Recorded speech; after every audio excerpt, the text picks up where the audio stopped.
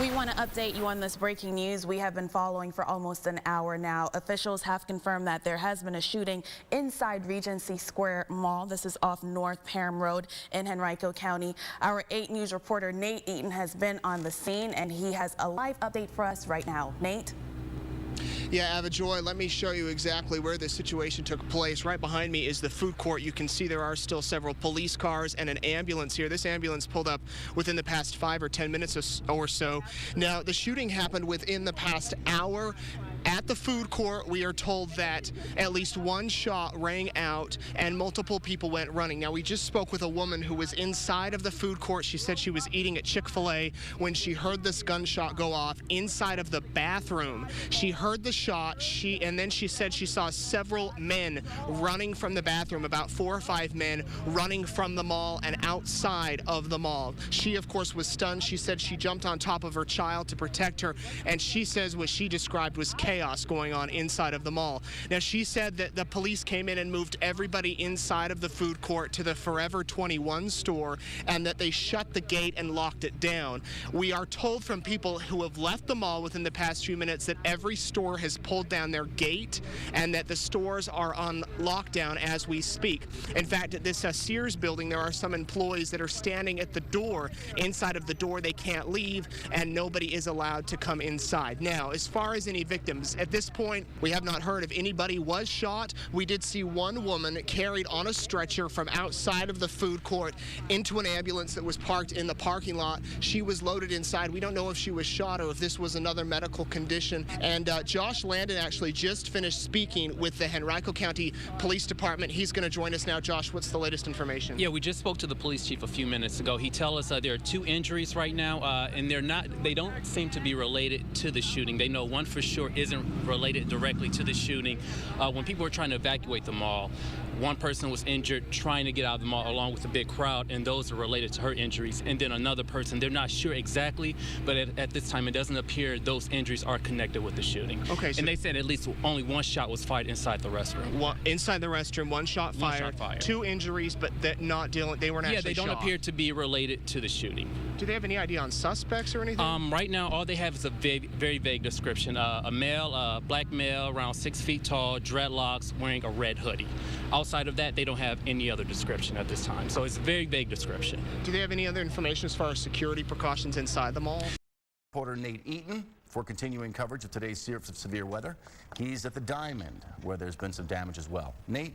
Yeah, Juan, we've talked a lot about the fence here in the left field of the Diamond that was majorly damaged today. You can see the guys have pretty much cleared away most of the wood. They're getting ready to haul it away and make repairs here. What we haven't really shown you is the left field foul pole. You can see it up there. It is leaning. It definitely has some wind damage there. A good friend of mine says that some right-handed hitters probably like that change. They probably don't mind that. We'll see if it's still that way at next week's game on the 4th of July. Now, let's go to that video. As the fans were here watching this game, the wind came in powerfully, the rain came in, and it all happened so quick. One guy pulled out his camera. He said he heard the rain and he heard the wind, pulled out his camera and knew that something bad was coming, but didn't know it would be this bad. Many of the fans ran to their cars. They ran for cover. They tried to seek shelter.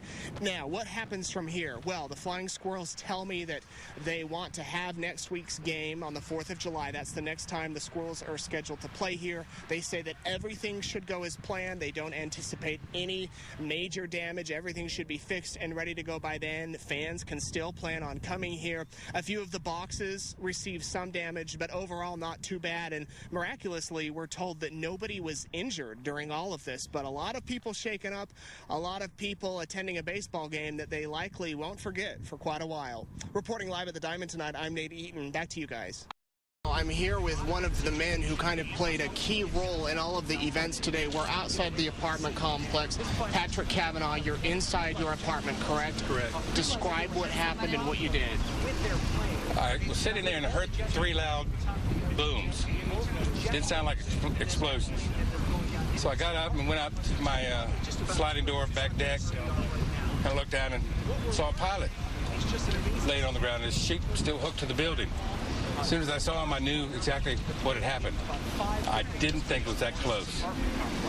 I did a body survey on him It's for broken bones, open wounds. I didn't see any. The poor boy was in shock. But he was talking to you. He was talking. He wasn't moving at all. He was just laying there on his shoulder, and went in to try to dial 911, but the cell phone, it didn't go through. Went back out.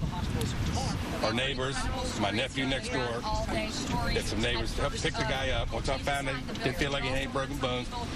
We moved him to the corner of the parking lot away from the flames. I didn't know how close the flames were. I heard secondary explosions. I didn't know if it was ammunition, fuel tanks, gas lines of the apartment complex. I didn't know where the jet had crashed.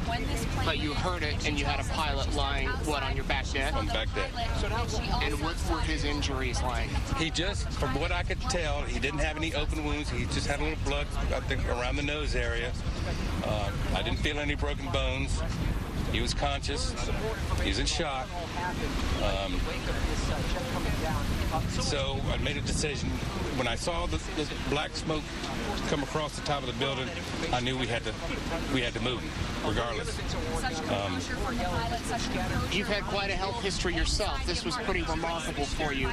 You're here moving this pilot who's just heavy guy. The guy on my back is killing me. Yeah.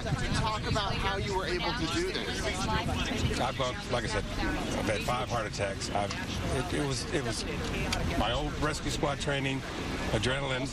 You'd have done the same thing. Would you say you're a hero for helping move this pilot? No. They would have done all the same thing. As soon as they saw the fire, they knew he didn't have any open wounds, so sure, they would have grabbed him, but just like a MASH unit, load and go. And how does the apartment complex look right now? Terrible.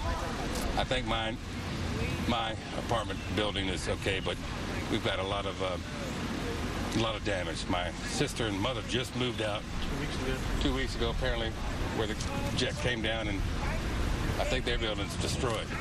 Wow. Patrick Cavanaugh, you did good work today. I wasn't by myself. Thank you very much You're for welcome. talking with us. We'll let you take a break here.